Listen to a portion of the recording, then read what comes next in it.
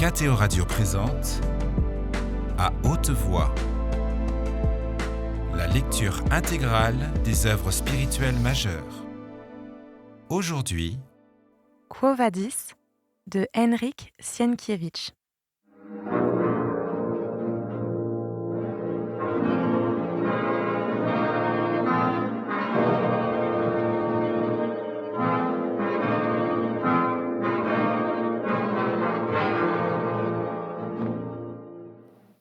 Les chrétiens se remirent cependant à prier et à chanter.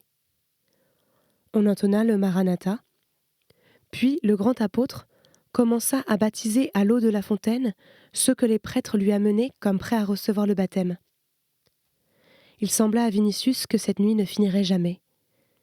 Il avait hâte de suivre Ligie et de l'enlever en cours de route, sinon de sa demeure. Enfin, quelques-uns commencèrent à sortir du cimetière. Quilon chuchota alors. « Sortons, Seigneur, et attendons devant la porte. Nous n'avons pas enlevé nos capuchons, et les gens nous regardent. » Il en était bien ainsi. Dès que l'apôtre avait commencé à parler, tous avaient ôté leurs capuchons pour mieux entendre, alors que Vinicius, Quilon et Croton n'avaient pas suivi leur exemple. Aussi, le conseil de Quilon leur sembla-t-il sage. Posté près de la porte, il pouvait observer tous ceux qui sortaient. Pour ce qui était d'Ursus, il n'aurait aucune difficulté à le reconnaître à sa stature et à son attitude. « Nous allons les suivre, dit Quilon. Nous verrons dans quelle maison ils entreront, et demain, ou plutôt aujourd'hui encore, tu feras, Seigneur, encercler toutes les entrées de la demeure par tes esclaves, et tu enlèveras la jeune fille. »« Non, répliqua Vinicius. Que veux-tu donc faire, Seigneur ? Nous entrerons après elle dans la maison, et nous l'enlèverons aussitôt. Tu t'y es engagé, n'est-ce pas, Croton ? Oui, c'est bien ça, confirma le laniste. Et je me fais ton esclave si je ne casse pas les reins à ce buffle qui la garde. Quilon se mit à le leur déconseiller, et, invoquant tous les dieux, il les conjura de ne pas le faire. Croton, devait-il le rappeler, avait été engagé uniquement pour les défendre au cas où ils seraient reconnus, mais non pour enlever la jeune fille.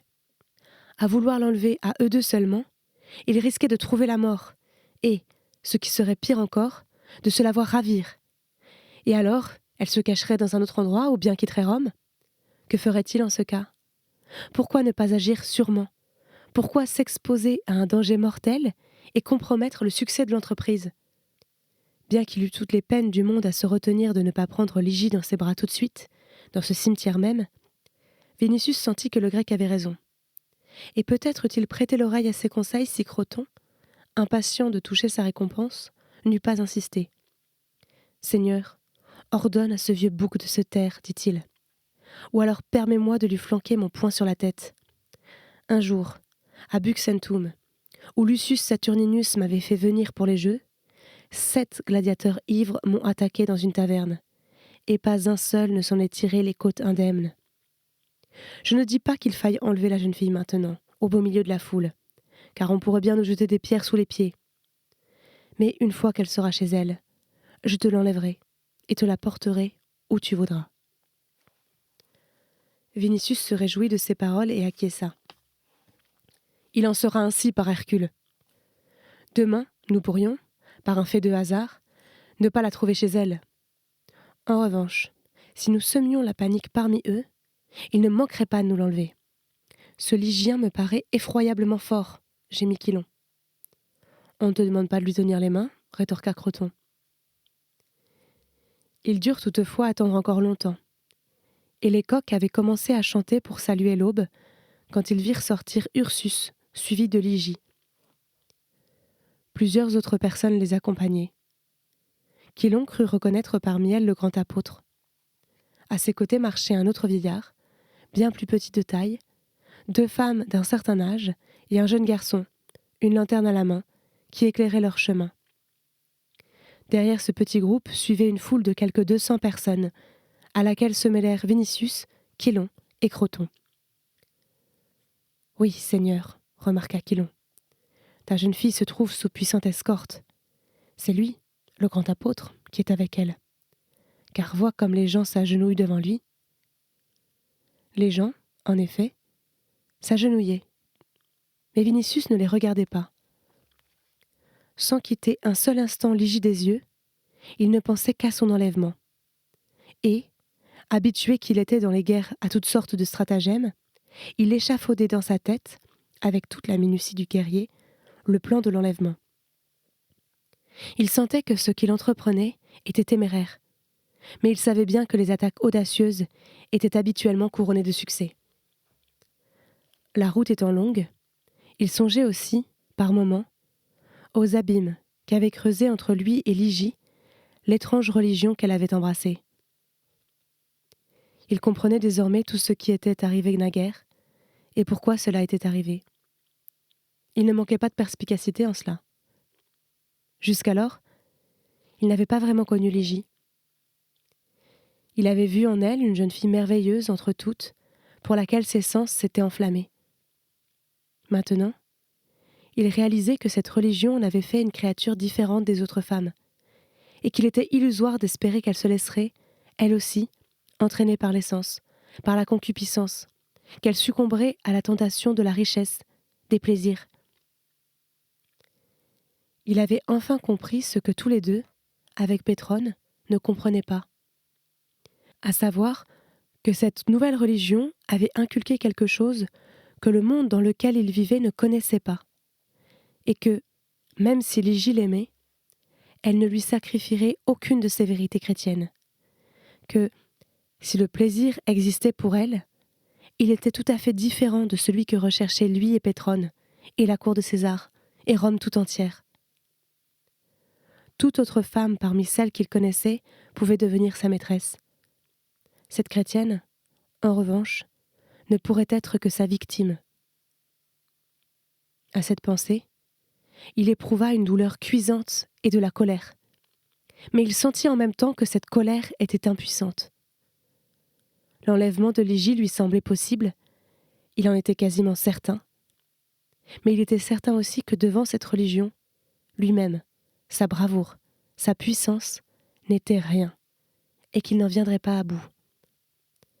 Ce tribun militaire romain, convaincu que la force du glaive et du poing, qui avait permis à Rome de conquérir le monde, lui permettrait de le garder toujours sous sa domination, découvrait, pour la première fois de sa vie, que, en dehors de cette force, il pouvait y avoir encore autre chose. Étonné, il se demandait « Mais qu'est-ce donc ?» Il ne savait cependant trouver de réponse claire à cette question. Il voyait défiler dans sa tête des images du cimetière, de la foule rassemblée, et de Ligie écoutant de toute son âme les paroles du vieillard qui parlait de la passion, de la mort et de la résurrection du Dieu fait homme, qui avait racheté le monde et lui avait promis le bonheur au-delà du Styx. Ces pensées provoquaient un chaos dans son esprit. Il fut tiré de cette méditation par les plaintes d'Euchylon, qui se mit à se lamenter sur son sort. Il avait été convenu qu'il rechercherait Ligie, et il l'avait effectivement retrouvée au péril de sa vie et l'avait montrée. Mais que voulait-on de plus de lui ? S'était-il offert de l'enlever ? Et d'ailleurs, qui pourrait exiger quelque chose de semblable d'un infirme, privé de 2 doigts, d'un vieil homme qui s'était entièrement voué à la méditation, à l'étude et à la vertu ? Qu'adviendrait-il si un seigneur aussi noble que Vinicius voyait l'échec de l'enlèvement de la jeune fille ? Les dieux devraient, certes, veiller sur leurs élus, mais ne voyait-on pas parfois des choses surprenantes, comme si les dieux jouaient au jeu de dames au lieu de se préoccuper de ce qui se passait dans le monde ? La fortune, comme on sait, a les yeux bandés, ce qui fait qu'elle ne voit rien en plein jour, et encore moins la nuit. Et s'il arrivait quelque chose ?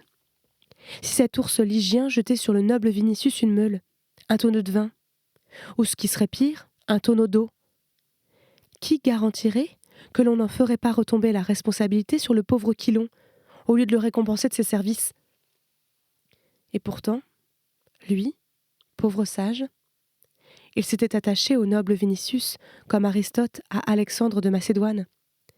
Et si, au moins, le noble Vinicius lui rendait la bourse qu'il avait, en sortant de chez lui, glissée sous sa ceinture, il aurait, en cas de malheur, de quoi payer un secours immédiat ou se concilier les chrétiens eux-mêmes. Oh, pourquoi ne voulait-il pas suivre les conseils d'un vieil homme, conseils dictés par la prudence et l'expérience? À ces paroles, Vinicius tira la bourse de sa ceinture et la jeta à Chilon. « Tiens, et tais-toi. » Le Grec, l'ayant trouvée très lourde, reprit courage. « J'ai bon espoir, reprit-il, car je me dis qu'Hercule ou Thésée ont accompli des exploits encore plus difficiles. Et qu'est donc mon ami personnel le plus proche, Croton, sinon un Hercule? Quant à toi, illustre Seigneur, je ne te qualifierai pas de demi-dieu, car tu es un dieu à part entière, et que tu continueras de ne pas oublier ton serviteur, pauvre, mais fidèle, dont il faut de temps en temps satisfaire les besoins, car lui-même, une fois qu'il est plongé dans les livres, ne se soucie absolument de rien. Quelques arts de jardin et une maisonnette, ne fût-ce qu'avec le plus petit portique où prendre le frais en été, seraient dignes d'un donateur comme toi. En attendant, j'admirerai de loin vos actes héroïques, j'invoquerai Jupiter afin qu'il vous soit favorable, et, en cas de besoin, je ferai un tel vacarme que la moitié de Rome se réveillera et volera à votre secours. Quel mauvais chemin caoteux! L'huile de ma lanterne s'est consumée, et si Croton, qui est tout aussi généreux que fort, voulait me prendre dans ses bras et me porter jusqu'à la porte de la ville, il verrait tout d'abord s'il lui sera facile de porter la jeune fille, et ensuite il agirait comme aîné. Et enfin, il se concilierait si bien tous les honnêtes dieux qu'il pourrait être tout à fait tranquille quant au résultat de son entreprise. Je préférerais porter une charogne de brebis crevée de la peste depuis 1 mois, répliqua le laniste, mais si tu me donnais la bourse que t'a jetée l'illustre tribun, je te porterais jusqu'à la porte. Puisses-tu te casser le gros orteil? Riposta le Grec. C'est tout ce que tu as retenu des enseignements de ce vénérable vieillard, qui a dit que la pauvreté et la pitié étaient les 2 plus grandes vertus? Ne t'a-t-il pas expressément commandé de m'aimer? Je vois que jamais je n'arriverai à faire de toi le plus piètre chrétien. Le soleil pénétrerait plus aisément à travers les murs de la prison mamertine que la vérité dans ton crâne d'hippopotame. Croton, qui possédait une force animale, mais était en revanche dépourvu de tout sentiment humain, lui répondit « N'aie crainte, je ne deviendrai pas chrétien, je ne veux pas perdre mon gagne-pain. » Oui, mais si tu avais un tant soit peu de rudiments de philosophie, tu saurais que l'or n'est que vanité. Viens me trouver avec ta philosophie, et moi, je ne te donnerai qu'un coup de tête dans le ventre, et nous verrons bien qui de nous 2 aura gagné. Un bœuf aurait pu dire la même chose à Aristote, repartit Chilon. Le jour commençait à poindre. La lueur blafarde de l'aube colorait à peine les contours des murs. Les arbres en bordure du chemin, les bâtiments et les monuments funéraires disséminés çà et là commencèrent à émerger de l'ombre. La route n'était plus tout à fait déserte. Les marchands de légumes conduisant des ânes et des mulets chargés de plantes potagères se hâtaient d'entrer en ville à l'ouverture des portes. De ci de là grinçaient des chariots, dans lesquels on transportait du gibier. Une légère brume, annonciatrice de beau temps, flottait au ras du sol sur le chemin et sur ses côtés. Vus d'une certaine distance, les gens, dans cette brume, étaient semblables à des fantômes. Vinicius fixait du regard la svelte silhouette de Ligie qui, à mesure que la clarté augmentait, devenait de plus en plus argentée. « Seigneur, reprit Chilon, je te ferais une offense si je présumais que ta générosité cesserait un jour, mais à présent que tu m'as payé, tu ne peux me soupçonner de ne donner mon avis que pour en tirer profit. Ainsi, je te conseille, une fois encore, lorsque tu auras appris où habite la divine Ligie, de retourner chez toi, pour y chercher des esclaves et une litière, et de ne pas écouter cette trompe d'éléphant, Croton, qui ne tient à enlever tout seul la jeune fille que pour pressurer ta bourse comme on pressure un sac de caillebotte. Je te promets un coup de poing entre les 2 omoplates, ce qui veut dire en clair que tu périras, maugréa Croton.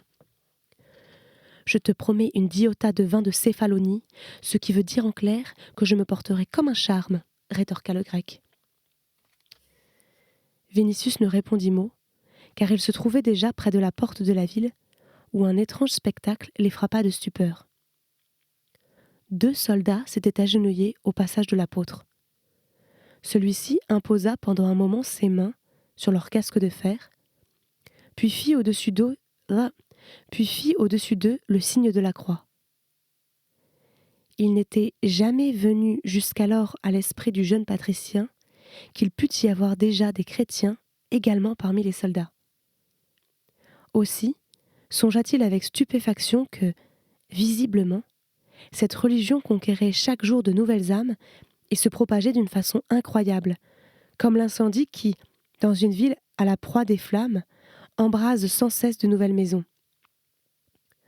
Cela le frappa aussi à cause de Lygie, car il se rendit compte que si elle eût voulu fuir la ville, il se fût trouvé des sentinelles qui lui eussent elles-mêmes facilité secrètement sa sortie. Il rendit donc grâce en cet instant à tous les dieux de ce que cela ne se fût pas produit. Ayant dépassé les terrains vagues s'étendant au pied du mur, de petits groupes de chrétiens commencèrent à se disperser. Il fallait maintenant suivre Lygie de plus loin et avec plus de prudence pour ne pas attirer l'attention.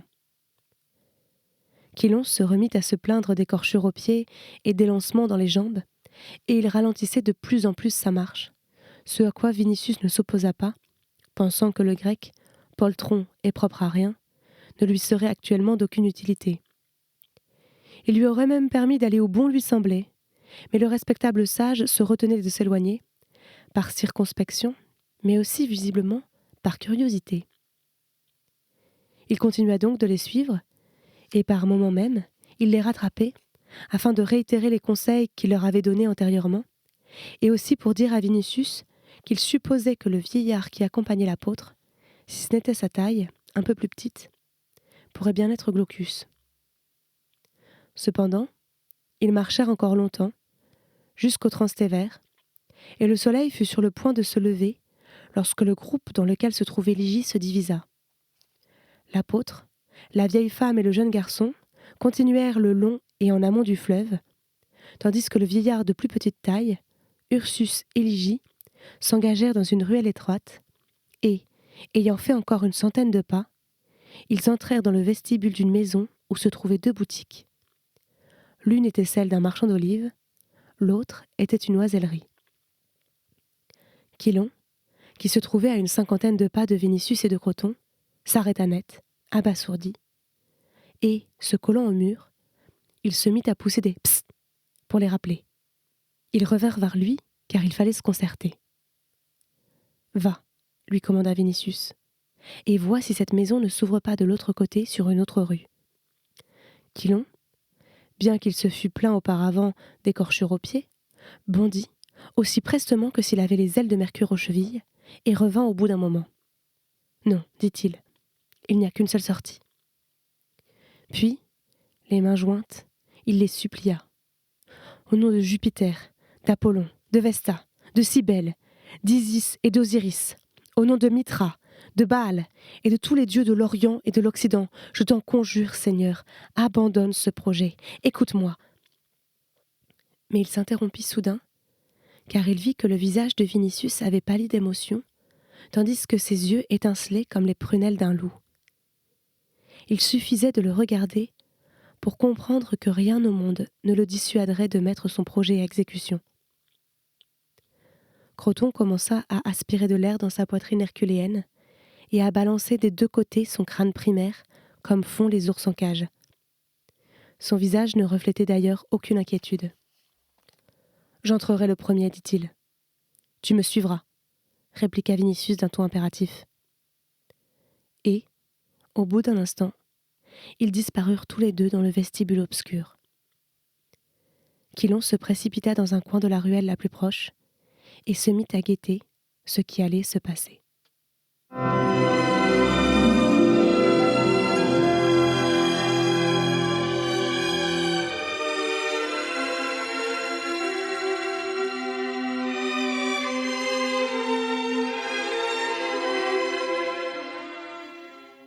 Ce n'est que lorsqu'il se trouva dans le vestibule que Vinicius comprit toute la difficulté de la tâche. C'était une grande maison de plusieurs étages, comme celle que l'on construisait par milliers à Rome, dans le but d'en tirer des profits en louant les logements. On les construisait généralement à la va-vite, et si piètrement qu'il ne se passait pas une année sans que plusieurs d'entre elles ne s'écroulent sur la tête des locataires. C'étaient de vraies ruches, trop hautes et trop étroites, pleines de petites pièces et de recoins dans lesquels se nichait une population misérable et, en même temps, très nombreuse. Dans la ville, où beaucoup de rues ne portaient pas de nom, ces maisons n'avaient pas de numéro. Les propriétaires confiaient la perception des loyers à des esclaves. Ceux-ci, qui n'étaient pas tenus par les autorités municipales à déclarer les noms des locataires, souvent ne les connaissaient pas eux-mêmes. Il était parfois très difficile de s'informer de quelqu'un dans une telle maison, d'autant plus qu'il n'y avait pas de portier. Après avoir traversé un long vestibule semblable à un corridor, Vinicius et Croton arrivèrent dans une petite cour étroite, entourée de bâtiments, qui constituaient une sorte d'atrium commun pour toute la maison, avec, au milieu, une fontaine dont le jet d'eau se déversait dans une vasque de pierre plantée dans le sol. Le long de tous les murs grimpaient des escaliers extérieurs, certains en pierre, d'autres en bois, qui conduisaient à des galeries s'ouvrant sur des logements. En bas, il y avait aussi des logements, certains pourvus de portes en bois, d'autres séparés de la cour seulement par des portières en drap, pour la plupart effilochées et déchirées ou rapiécées. L'heure était matinale, et, dans la cour, il n'y avait pas âme qui vive. Il était clair que tout le monde dormait encore dans cette maison, à l'exception de ceux qui étaient allés à l'Ostrianum. « Qu'allons-nous faire, Seigneur ?» demanda Croton en s'arrêtant. « Attendons ici. Quelqu'un apparaîtra peut-être, répondit Vinicius. Il ne faut pas que l'on nous voie dans la cour. » Mais, en même temps, il pensa que le conseil de Quilon était d'une utilité pratique. Avec plusieurs dizaines d'esclaves, il eût été possible de garder la porte qui semblait être l'unique issue et fouiller tous les logements alors que, dans la situation présente, il fallait tomber d'un seul coup sur celui de Ligie.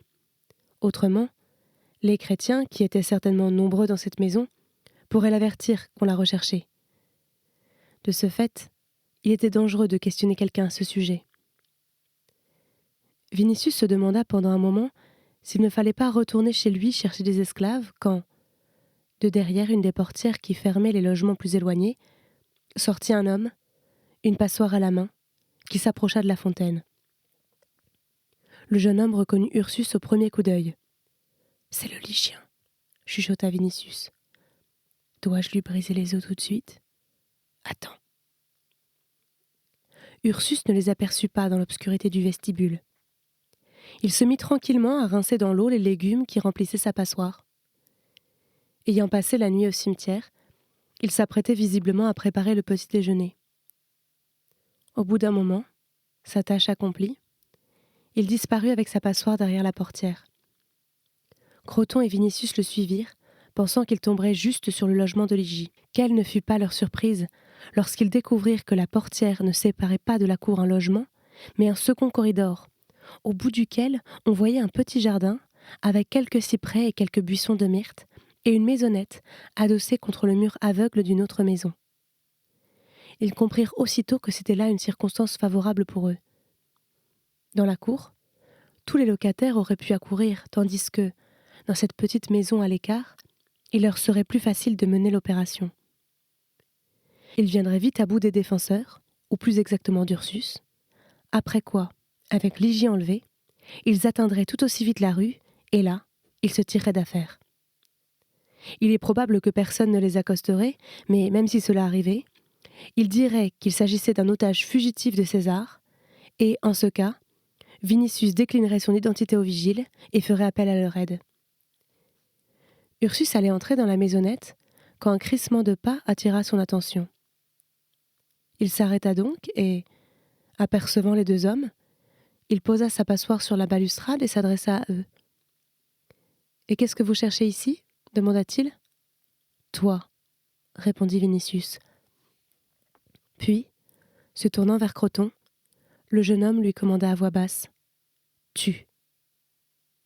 Croton bondit comme un tigre, et avant même que le Ligien ait pu se ressaisir ou reconnaître ses ennemis, il l'enserra dans ses bras d'acier.